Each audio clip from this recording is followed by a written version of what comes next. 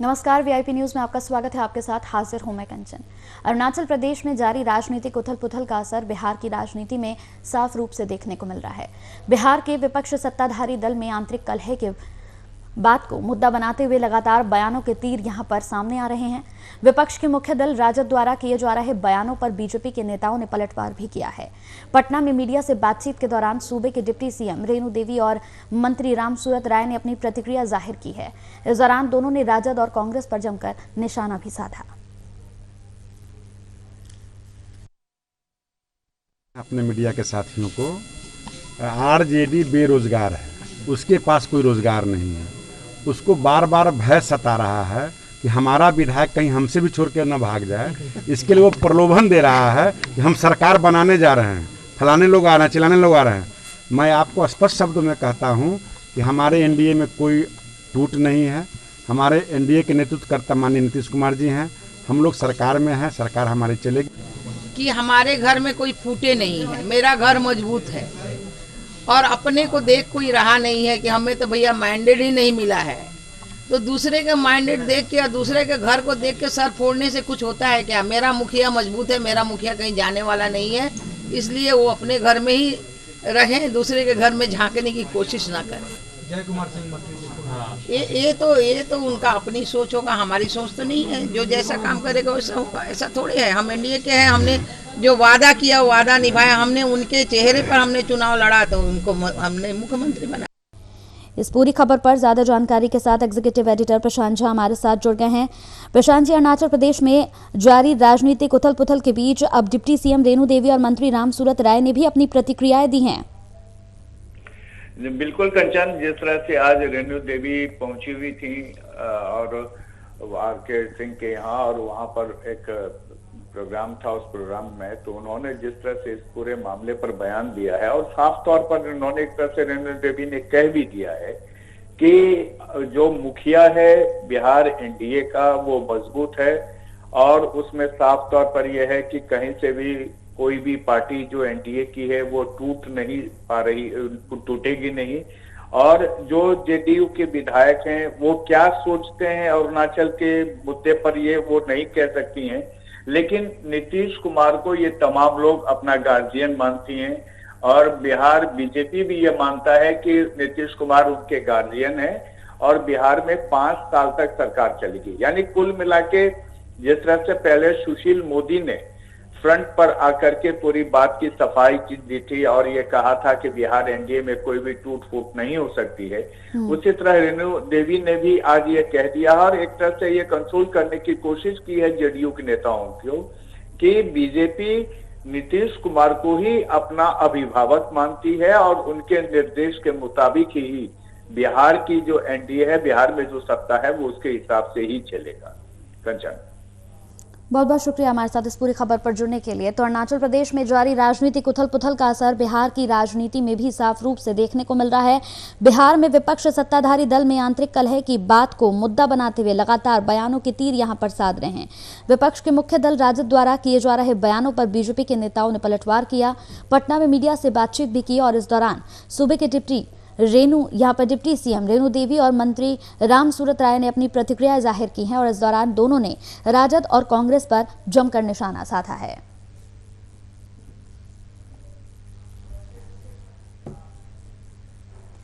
तो बोकारो में बीते दिन राज्य सरकार के पहले वर्षगांठ के मौके पर विकास मेले का आयोजन किया गया। इस दौरान सूबे के मुखिया के नाम का शिलापट तोड़कर पार्किंग में फेंके जाने का मामला सामने आया है। शिलापट फेंके जाने की वजह से मामले पर अभी तक कोई खुलासा नहीं हुआ। वहीं उपायुक्त ने जांच का आश्वासन दिया। साथ ही बेरमो विधायक कुमार जयमंगल ने मामले को गंभीरता से लेते हुए प्रशासन से जाँच की मांग की है। नहीं, पार्किंग में तोड़ के शिलापट फेंकने का तो कोई मतलब नहीं बनता है। हो सकता है कि वो सही ढंग से नहीं लगे हो या फिर उसको रिप्लेस किया गया होगा, लेकिन ऐसे शिलापट को तोड़ के पार्किंग में फेंकने का कोई मेरे संज्ञान में ऐसी कोई भी चीज़ नहीं। ये मुझे मालूम नहीं है, लेकिन अगर ऐसा कुछ हुआ है तो निश्चित तौर पर जो संबंधित व्यक्ति है उन पर कार्रवाई होगी। मैं इसको उपायुक्त महोदय तक पहुँचाने का काम करूँगा।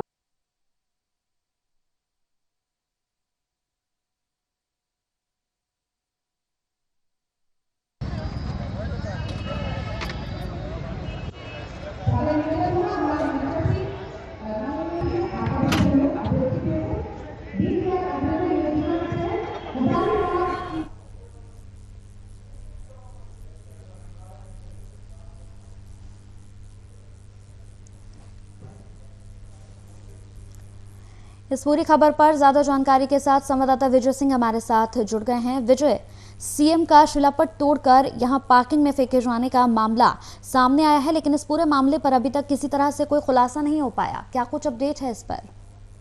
जी करके मैं आपको बता दूं कि जिस तरीके से सरकार के एक वर्ष पूरे होने पर जो है सभी झारखंड के सभी जिलों में विकास मेले का आयोजन किया गया था और काफी सारी योजनाओं का शिलान्यास और उद्घाटन होना था। योजना और शिलान्यास का जो उद्घाटन होना था उसके शिलापट जो है विकास मेले में रखे गए थे, लेकिन इस बाबत जब हमने बोकारो जिले के उपायुक्त और विधायक जो है बिरमो को उनसे जब हमने इस बात की आते की जानकारी उनको दी कि एक शिलापट तोड़ के पार्किंग में फेंका हुआ है, तब उन्होंने साफ तौर पे कहा कि वो शिलापट वहां फेंका हुआ है, ये हमको इस बात की जानकारी नहीं है, लेकिन अगर शिलापट फेंका हुआ तो उसमें कुछ त्रुटि रही होगी जिसके चलते हमने फिर दोबारा दूसरा शिलापट बनवाया है।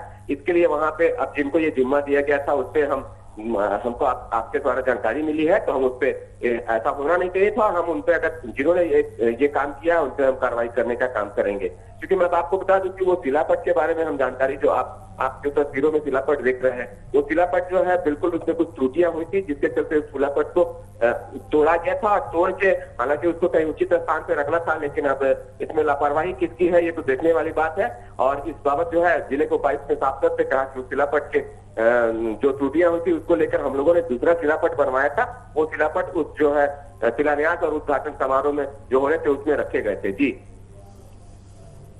इस पूरे मामले पर पुलिस प्रशासन का क्या कुछ कहना है? उपायुक्त ने जांच के आदेश भी दिए हैं इस पूरे मामले पर। जी, हमने बताया कि जब हमने इस बात की जानकारी उपायुक्त को दी तो उन्होंने कहा कि इस बात की जानकारी हमें आपके माध्यम से मिली है और मैं जांच कराता हूं कि ये किन्होंने किया है और जो भी इस जांच में आएंगे उन पर कार्रवाई की जाएगी। जी, बहुत बहुत शुक्रिया।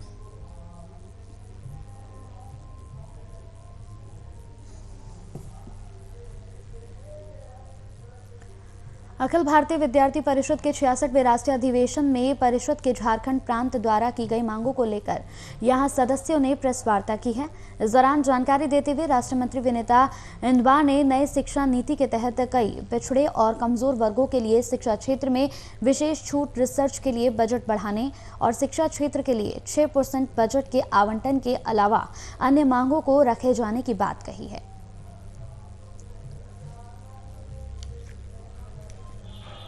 पूरे देश भर से 1,02,072 कार्यकर्ता जो है वो ऑनलाइन और ऑफलाइन दोनों माध्यमों से इसमें शामिल हुए, जिसमें से पूरे स्थान जो है पूरे देश भर के कोने कोने के जितने भी ग्राम है, बस्ती है, कॉलेज कैंपस है, उन सभी में 2,907 स्थानों पर से जो है ये इस कार्यक्रम को उन्होंने लाइव देखा, विद्यार्थियों ने इस कार्यक्रम को। और इस राष्ट्रीय अधिवेशन की जो उद्देश्य जो था वो उद्देश्य था शैक्षिक मुद्दों पर बात करना तथा आगामी हमारे जो आंदोलन जो होंगे, आगामी जो कार्यक्रम होंगे, इन्हीं सब विषयों में वहाँ चर्चा हुई। इस पूरी खबर पर ज्यादा जानकारी के साथ संवाददाता शुभम हमारे साथ जुड़ गए हैं। शुभम, अखिल भारतीय विद्यार्थी परिषद ने प्रेस कॉन्फ्रेंस की है, कई मांगों को लेकर इस पर चर्चा हुई, क्या कुछ अपडेट है इस पर? देखिए, बिल्कुल आज एबीवीपी के द्वारा कहीं ना कहीं आज प्रेस कॉन्फ्रेंस किया गया। प्रेस कॉन्फ्रेंस इसीलिए किया गया कि कोरोना में तमाम शैक्षणिक स्थान बंद है, उसको खोलने की कहीं ना कहीं मांग जरूर की गई। और सबसे बड़ी बात आपको बता दें, जिस तरीका से जो लगातार आंदोलन हो रहे थे स्कूल खोलने को लेकर, तमाम कहीं अभिभावक भी आंदोलन कर रहे थे क्योंकि लंबे समय से स्कूल बंद है, तो कहीं ना कहीं बच्चों पर अब खासा असर देखने को मिल रहा है। तो उनकी मांग यही है कि जल्द से जल्द शैक्षिक संस्थानों को खोल दिया जाए। और राष्ट्रीय अधिवेशन से जो पारित हुआ था, जो पहले 66वें राष्ट्रीय अधिवेशन में जो पारित प्रस्ताव है, उसके अंतर्गत भारतीय विचार में जो भी वर्तमान समय की मांग की है उसको समय की मांग जरूर देनी चाहिए। साथ ही साथ राष्ट्रीय मंत्री विनीता इंदवा ने नई शिक्षा नीति समेत कई मांगों को भी यहां पर सामने रखा है। इन मांगों को किस तरीके से देखा जा रहा है?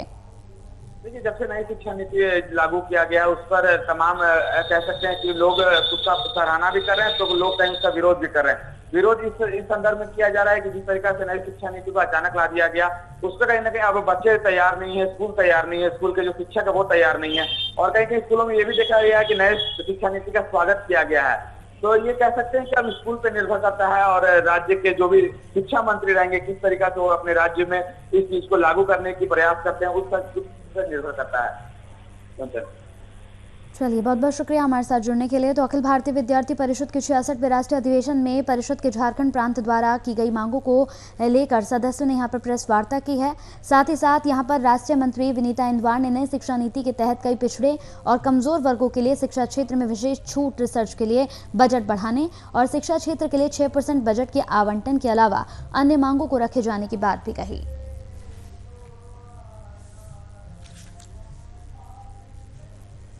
तो दुमका जिला स्थित पवित्र तीर्थ स्थल बाबा बासुकीनाथ धाम में साल के अंतिम पूर्णिमा में श्रद्धालुओं की भीड़ उमड़ी। भीड़ को देखते हुए जरमुंडी पुलिस और मंदिर प्रबंधन ने सुरक्षाकर्मी मंदिर में तैनात किए ताकि यहां पर सुगमता के साथ श्रद्धालु अर्घ्य दे सकें, साथ ही नागेश्वर ज्योतिर्लिंग का अभिषेक भी कर सकें। आज साल की अंतिम पूर्णिमा है। आज के दिन स्नान, दान और ध्यान का खास महत्व होता है। आज का पूर्णिमा ऐसे पुराणों में वर्णित है कि भगवान श्री कृष्ण ने स्वयं अपने मुखों से कहा था कि मासानाम मार्गशीर्षोहम, महीनों में मैं मार्गशीर्ष हूँ और उस महीने का पूर्णिमा का अंत है और सौभाग्य से साल का भी अंत है, तो दोनों महत्व हो जाता है। आज के दिन सत्यनारायण भक्त प्रभु का कथा श्रवण, ब्राह्मण भोजन इत्यादि का काफ़ी ज़्यादा महत्व है।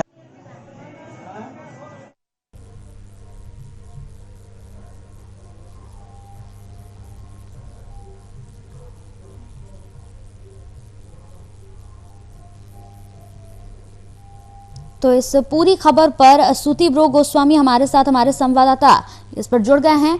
क्या कुछ यहाँ पर अपडेट मिल रहा है इस पूरी खबर पर? साथ ही साथ जिस तरीके से देखने को मिल रहा है कि स्नान दान का काफी खास महत्व होता है आज के दिन, साल की आखिरी पूर्णिमा है। जी मैम, साल की आखिरी पूर्णिमा और साथ ही श्रद्धालुओं का जमावड़ा सुबह से ही मंदिर पे लगा हुआ है। श्रद्धालु आ रहे हैं, स्नान कर रहे हैं और साथ ही बाबा बासुकीनाथ धाम में हमेशा से ही भीड़ तो हमेशा ही लगा रहता है, पर आज पूर्णिमा के दिन खास ही महत्व है बाबा बासुकीनाथ धाम का।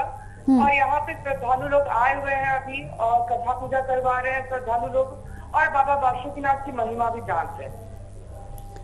बिल्कुल, यहाँ पर देखा जाए तो आज का दिन काफी महत्वपूर्ण भी है। आज के दिन ध्यान का भी यहाँ पर अपना एक महत्व है। श्रद्धालुओं की भीड़ भी काफी ज्यादा यहाँ पर देखने को मिल रही है। जी बिल्कुल, आज दान का बहुत महत्व है और सिर्फ कपड़ा जो है वो आज दान किया जाता है और आदमी लोग चावल वगैरह, जो श्रद्धालु लोग आ रहे हैं चावल दान वगैरह कर रहे हैं, जो गरीब है जरूरतमंद है उन लोग के बीच कंबल वितरण भी कर रहे हैं। चलिए, बहुत बहुत शुक्रिया हमारे साथ जुड़ने के लिए। तो दुमका जिला स्थित पवित्र तीर्थ स्थल बाबा बासुकीनाथ धाम में साल की अंतिम पूर्णिमा पर श्रद्धालुओं की भीड़ यहाँ पर नजर आई। तस्वीरों में भी आप देख सकते हैं, तमाम श्रद्धालु आज बासुकीनाथ मंदिर में पहुंचे। स्नान दान का आज के दिन काफी खास महत्व होता है।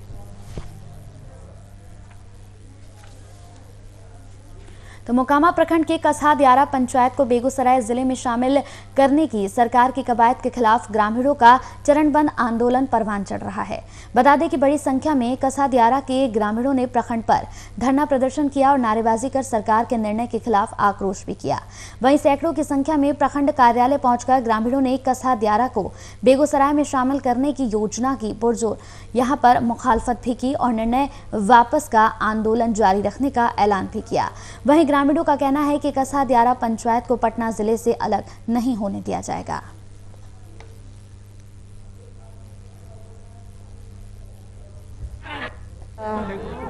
पत्रचार द्वारा से हम लोग के पता चला कि आप लोग के पटना जिला मटिहानी जिला में दिया जा रहा है। हम लोग बात सुन करके हम सभी जनता जो है नाराजगी आ गया, खलबली मच गया कि हम लोग पटना जिला छोड़ के बेगूसराय जिला नहीं जाएंगे। और दूसरा नंबर की है कि हम आंदोलन करेंगे, चलते जहाँ जाना पड़ेगा, जहाँ जाएंगे हर जगह सब जनता, हम जनता सभी एकदम इकट्ठा है जाने के लिए। हमारी मांग पूरी करो।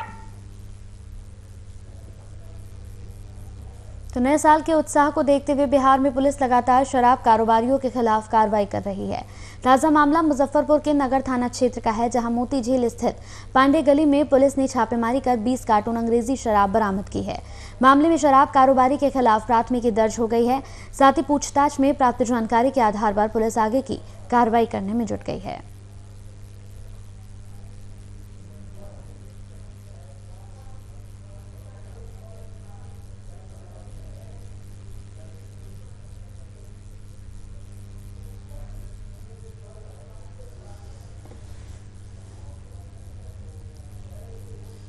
तो नए साल के उत्साह को देखते हुए बिहार में पुलिस लगातार शराब कारोबारियों के खिलाफ यहां पर कार्रवाई करती हुई नजर आ रही है। 20 कार्टून अंग्रेजी शराब बरामद की गई है। पुलिस ने छापेमारी की है मोती झील स्थित पांडे गली में, जहां पर 20 कार्टून अंग्रेजी शराब बरामद की गई। इस पूरे मामले में शराब कारोबारी के खिलाफ प्राथमिकी भी दर्ज हो गई है। साथ ही पूछताछ में प्राप्त जानकारी के आधार पर पुलिस आगे की कार्रवाई में जुट गई है। एक तरफ यहाँ शराबबंदी को लेकर कई दावे करते हुए सरकार नजर आती है और दूसरी तरफ लगातार इस तरीके की खबरें सामने आ रही हैं। नए साल का उत्साह है और शायद नए साल के उत्साह को देखते हुए ही बिहार में लगातार पुलिस यहां पर शराब कारोबारियों के खिलाफ कार्रवाई करती हुई नजर आ रही है। इस पूरी खबर पर ज्यादा जानकारी के साथ संवाददाता शिवशंकर झा हमारे साथ जुड़ गए हैं। शिवशंकर, नए साल के उत्साह को देखते हुए बिहार पुलिस भी काफी सतर्क नजर आ रही है, लेकिन लगातार जिस तरीके से छापेमारी हो रही है उसमें पुलिस को काफी कामयाबी भी मिल रही है। छापेमारी में 20 कार्टून अंग्रेजी शराब बरामद की गई है, क्या कुछ अपडेट है इस पर? जी मैं बता दूं कि आज नए साल को उपलक्ष्य में नया जश्न मनाने को लेकर के मुजफ्फरपुर शहर में लगातार ये शराबों के कई अड्डों पर छापेमारी एक्साइज विभाग द्वारा की जा रही है। उसमें एक्साइज एसपी ने बताया कि इस तरह की जो लगातार शराब की खरीद बिक्री चल रही है, इस पर हमें सबसे ज्यादा बिहार सरकार की अंकुश देखी जा रही है। इस मामले में सिटी एसपी राजेश कुमार ने बताया कि आगे इसके और भी कई इनकी निशानदेही पर और भी कई लोग हैं जिन्हें अविलंब गिरफ्तार कर इन्हें जेल भेजा जाएगा।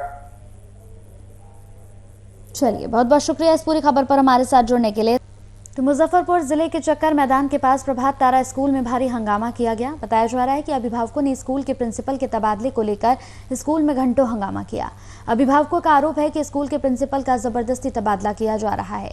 दूसरी ओर एसडीएम पूर्वी कुंदन कुमार ने मौके पर पहुंचकर मामले को शांत करवाया और पूरे मामले को लेकर व्यवस्थापिका ने कहा कि तबादला यहां पर किया गया है, लेकिन प्रिंसिपल इसे मानने को तैयार नहीं है, जिसको लेकर अभिभावक विरोध कर रहे हैं, जिसकी वजह से हंगामा कर रहे लोगों पर थाने में मामला भी दर्ज कराया जाएगा।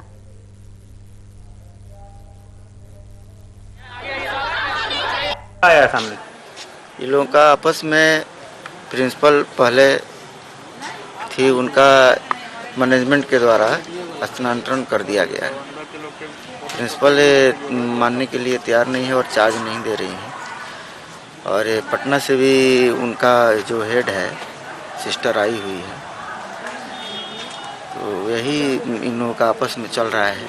और पूर्व के जो प्रिंसिपल थी वो एसएमएस करके गार्जियन को मीटिंग के लिए कॉल कर दिए। उसका 6 बार ट्रांसफर दिया है, वो जाना नहीं मांगता है इधर से, और मेरा और कुछ बोलने का नहीं है। उनका कहना है कि उनको पहले से नोटिस नहीं दिया गया है। ये देखिए ना, आप देखिए प्रूफ है, फोटो ले लीजिए। अभी वो ये कह रही हैं पेरेंट्स, एक मिनट उनका ये भी कहना है कि जो कोई भी प्रिंसिपल को तब हटाया जाता है जब मैनेजमेंट कमेटी में गार्जियन भी आते हैं, पेरेंट्स और टीचर भी बैठते हैं। हमारे सोसाइटी का मैनेजर को हम बोल दिया है, उसको भी दिया है ट्रांसफर लेटर, उसका समरी है। मेरा यही कहना है कि ये सेशन खत्म होने दीजिए। अगर ट्रांसफर प्रक्रिया नॉर्मल है तो वो होनी चाहिए, लेकिन ये सेशन के बाद बच्चे का भविष्य आप दांव पे नहीं लगा सकते अपनी चीजों के लिए। अपने अपने अपने फायदे के लिए आप बच्चे को दांव पर लगा रहे हैं, गलत है। और हम इस बात को अगर आप सही है तो हम पेरेंट्स के सामने आकर बात करेंगे।